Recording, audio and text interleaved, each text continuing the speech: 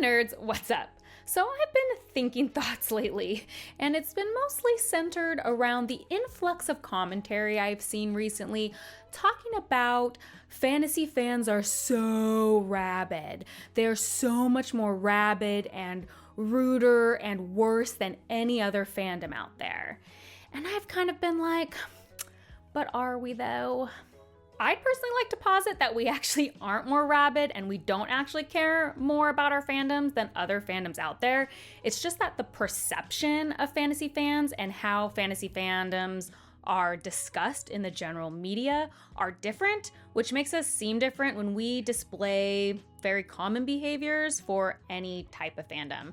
So I'm going to talk a little bit about that today, and I also am going to do a brief discussion on why fantasy fans may feel so connected and passionate to the works they love.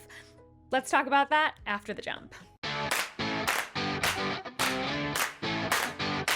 There are many large categories in general for fandoms. A couple of the biggest ones I could think of outside of fantasy would be the fandoms for sports and music artists. But today I'm going to particularly focus on drawing some parallels between the sports fandoms and fantasy fandoms. Why? For a few reasons. First, as an honorary statistician, I'm always looking at ways to reduce the variables when I compare two things. And one variable I'm very cognizant about is the gender variable. Popular YouTuber Lindsay Ellis did an incredible video a few years ago called Dear Stephanie Meyer, where she talks about how things that women like often get derided and mocked in a way that things men like don't. It's a very excellent video. I highly recommend you go and watch it, but I wanted to try to not get into that aspect today. And so if I compare sports and fantasy fandoms, they are two fandoms that in general are perceived to be male dominated. And so I'm hoping to remove that gender variable out of it. Now, because I know someone's going to purposely try to misconstrue that statement of what I just said. Am I saying that women aren't fans of sports? No. Am I saying that women aren't fans of fantasy? Obviously, I would not be making that statement. But in the mainstream, at large, fantasy fandoms and sport fandoms are viewed as being male dominated. Thus, we can kind of remove that gender aspect. I just find it interesting that since sports are considered cool and fantasy fandoms are considered nerdy and not cool, that the language we use to describe the same phenomenon ends up being extremely different. I can play clips side by side of fantasy fans doing the same things as sports fandoms. They dress up, they yell and shout and get excited. They care deeply about the things they root for. They cry over it. They form bonds and tribes and communities around the thing. They are extremely angry when people come for their stuff. They maybe feel a little bit too passionate about it. Yet the framing we get is like losers in your mom's basement who are embarrassing and don't have any real friends, whereas the other framing is like, look how fun and cool and normal this is. A recent example I thought of was that purely lovely article written about Brandon Sanderson in Wired recently, where it was stated, "For now, the fans, even the turned away ones, are in unconquerable spirits.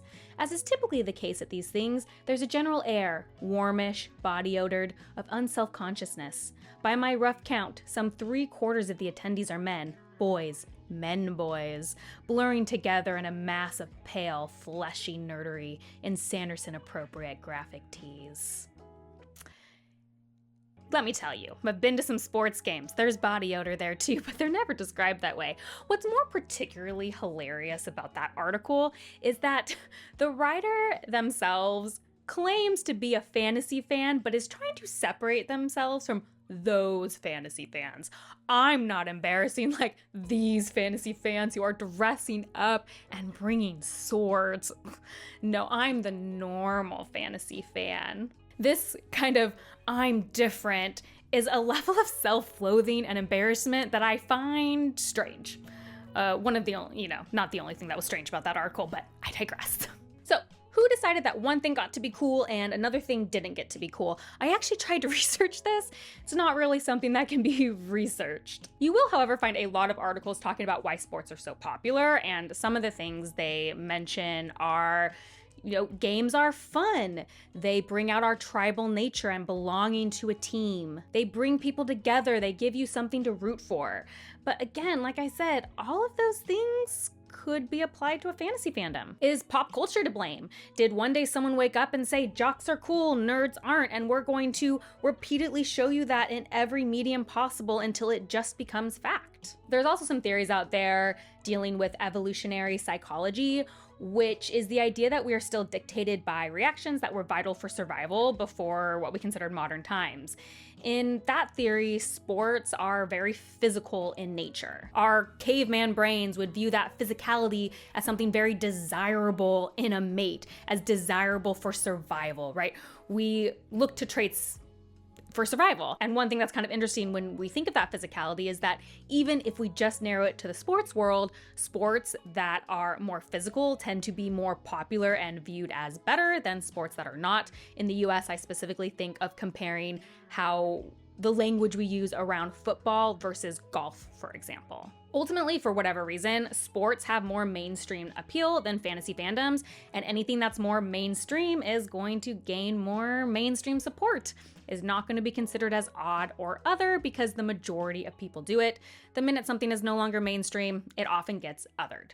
So ultimately, no. In my opinion, fantasy fans aren't more rabid or more intense or care more than other fandoms. I think we have just come to accept that level of fandom in sports in a way that we just haven't accepted it in fantasy fandoms, even if it's equal. Now that I've established why I personally don't think that our fandom is any different or more rabid than other fandoms out there, I did want to talk briefly about why fantasy fans may feel so passionate about the things they love. Now, this obviously doesn't appeal to every fantasy fan, but I do know a lot of them, and I have been a fantasy fan myself my whole life, and I do notice a common trend in fantasy fans, which is that often we used our fantasy worlds, our favorite books, as an escape from tough things. Maybe it was a difficult childhood. Maybe it was trouble making friends, feeling lonely, or whatever it was you were dealing with. We found our favorite books and our favorite characters, and they helped us through tough times. I mean, I have vivid memories of growing up and coming home from a really bad day at school, or being really angry at my parents or sibling, or feeling lonely or rejected and going home and picking up and reading Harry Potter. It's the reason I've read it so many times. I even had favorite chapters that I would turn to if I needed a quick pick-me-up because I knew I could escape and feel certain happy emotions within those chapters. I mean, I have a memory of the time my first boyfriend broke up with me, and it was near summer, and I went to the library and picked up a giant bag of books, and then I came home and literally didn't leave my bed for 2 weeks and just read books. These books that we read at a pivotal time in our lives and often helped us through difficult things become a core part of our identity. They helped shape who we are. And so it is natural that we are going to feel passionate and love for the things that have become a part of us. And this applies to more than just books, especially in the nerd fandom. Video games, Dungeons and Dragons, those things were often ways that people who maybe felt rejected or othered formed communities and made friends, and they were very important, and that's why we love them and feel so passionate about them. And so I just find it interesting that it's not viewed as normal or it's viewed as strange to feel passionate about those things when it's just as simple as like they've often shaped and influenced who we are as people. Now you may be saying, but Bookborn, fantasy fandoms have become way more mainstream in the last few years. It's not weird anymore, it's normal. And yeah, I know, that's great. And it's also kind of really annoying. Let me explain. When you've been teased about something a lot or been made to feel very embarrassed about something you like, it can feel a certain way when you're an adult all of a sudden people are like, yeah, but you're cool now, that's cool. And you're kind of like, great, go tell the little me who was teased relentlessly about it and made to feel so ashamed and embarrassed that I didn't tell people what I liked. I actually have this memory of several years ago when we met some new people and we were talking about things that we like, and it was, nerdy stuff, and the person was like, oh yeah, but nerdy stuff is like cool now.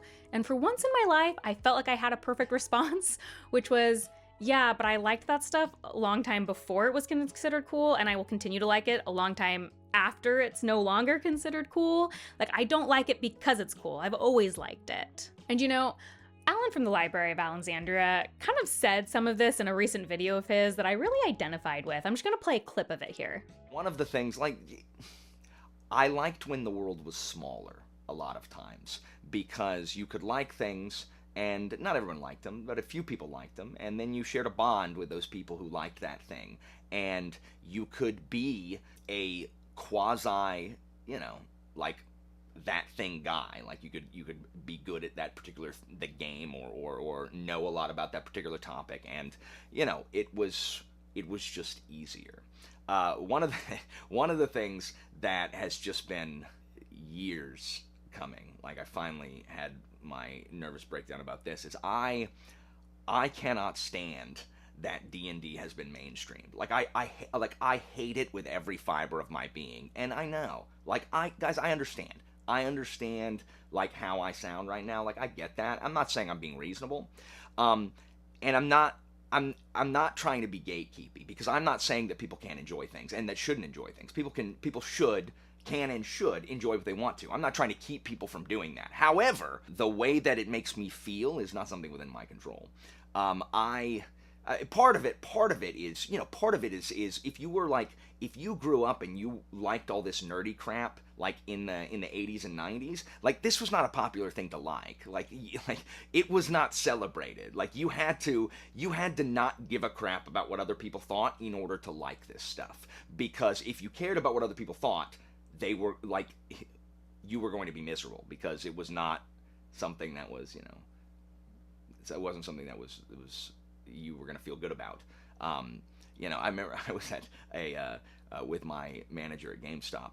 We went to like a training thing, and we had our GameStop like badges around our necks or whatever, and these two girls, like, across the hotel complex, like, turned and pointed at us and went, "Nerds!" and then like skittered away. And it's just like, what? Like, what is that? I laughed as I listened to that, because I really felt it. And to reiterate what he said, and to be clear, I'm not trying to say that in a gatekeepery way. I am so happy people are getting into fantasy. I love it. I love that more and more people are like, hey, fantasy is really cool. Video games are cool. Dungeons and Dragons is cool. Like, I love that. And I want you here. I want you here. No matter if you are just starting as an adult to read fantasy, or you are a kid, or you used to like, I don't care where it's come from. I want you here. That is not what this is about. What it's about is sometimes you lose sight of why some people might feel so passionate about it, is because it was something that we loved and were mocked and ridiculed for. So when people don't understand that, and then they kind of wonder or question why you may feel so passionate or love the community so much, or feel so involved in the community, that's when it becomes annoying. This is not to try to influence people to not get into something just because it's cool. That's dumb. I get into things when they become cool all the time. This is not like some sort of I was here first thing. No, absolutely not. I've never been that way. But I think you understand what I'm trying to say here, is just that when something has become an identity and you were also mocked for it, it can be hard sometimes to switch over if people don't understand kind of that history and where you came from. Okay, this was kind of a random video.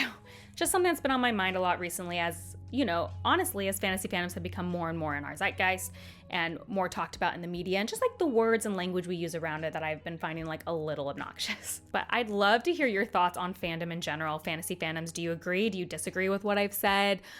Maybe you could drop your favorite books or even your favorite chapters if you had one like I did when you were a kid to help you through tough times. I'd love to hear all of your thoughts in the comments. As always, if you like these kind of random deep dive video essays, please like and subscribe. That is the best way to support me. And if you want to see what I'm currently reading as well as other nerdy rants, you can check me out on Instagram at bookborn.reviews. I'll see you next time. Bye.